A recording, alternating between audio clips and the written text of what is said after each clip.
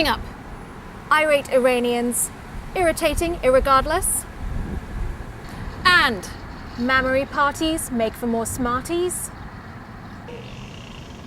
and what happened to America's favorite vampire in broad daylight. All this and more, this is the new show!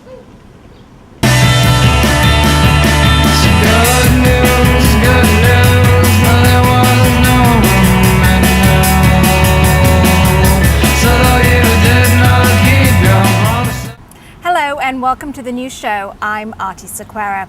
This week it's brought to you by Elena Zaretsky, bookkeeper. Russian black market style meets US tax law. We can be friends, da? Elena Zaretsky, bookkeeper.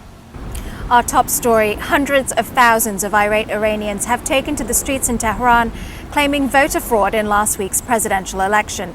At issue, the counting of over 40 million hand ballots in just a matter of hours. That count handed victory to the incumbent, Mahmoud Ahmadinejad, over the favoured reform candidate, Mir Hossein Mousavi. The counters protested the querying of their speed, saying they had counted all the votes even faster and were actually finished weeks ago. The Los Angeles Lakers have won a 15th NBA championship, a record 10th for coach Phil Jackson. It's also the 4th for Finals MVP Kobe Bryant, and his first without Shaquille O'Neal.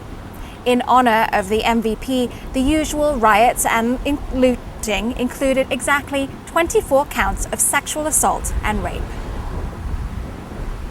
Italy has agreed to accept 3 detainees from Guantanamo Bay following US allies Ireland, Bermuda and Palau. One of the prisoners specifically requested by Italy? It's Mario! Luigi remains unclaimed.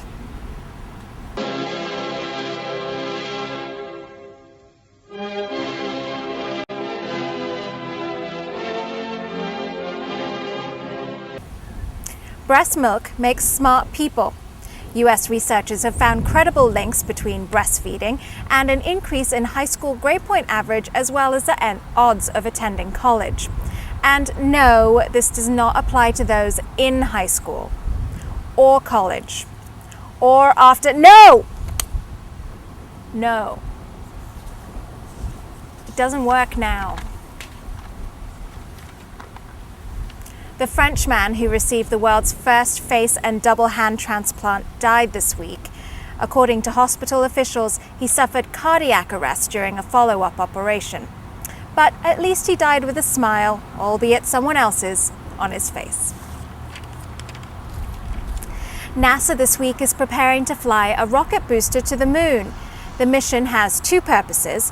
1, to map the moon's surface, and 2, to trigger a 6-mile-high explosion by crashing a probe into the moon that scientists hope will confirm the presence of water. So basically, we're flying to the moon to do what we do everywhere: blow stuff up and trash the place. And now a word from our sponsor, Elena Zaretsky, bookkeeper. Our aspirations wrapped up in books, our inclinations hidden in looks. Sean Penn is a quitter. He's still smoking a pack a day, but he has now followed up quitting on his marriage, then quitting on his marriage, with quitting his next 2 projects, Three Stooges and Cartel, and maybe even quitting acting for the 3rd, 4th, 5th time. Sean, quit it.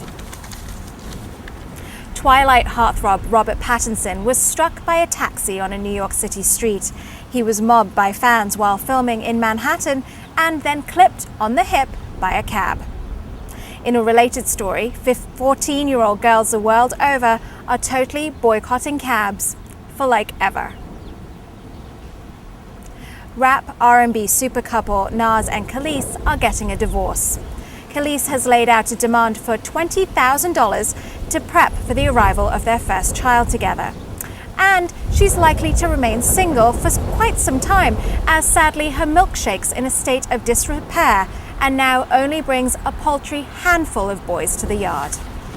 And that's the news show for this week. I'm Aarti Sequeira, and remember, A penny saved is another dirty, useless penny off the streets.